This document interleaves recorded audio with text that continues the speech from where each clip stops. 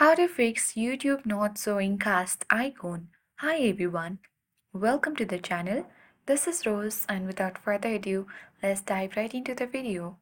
First of all, launch YouTube app. Open a particular video. When you open a video, you will see cast icon at top right on this video. But if there is no any cast icon on your YouTube, then first of all make sure your app is up to date. Launch Play Store or App Store and search YouTube. If there is updates, update it to the latest version. Now exit from this section. Long press on YouTube application and select eye icon to get access to app info section of YouTube.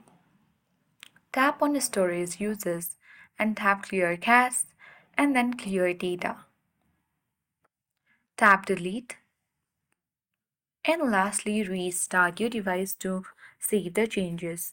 Hold the power button on your device and then swipe towards restart.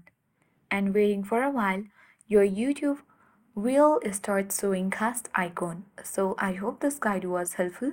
If it was, then do like, share, comment and don't forget to subscribe. Thanks for watching and see you in the next video.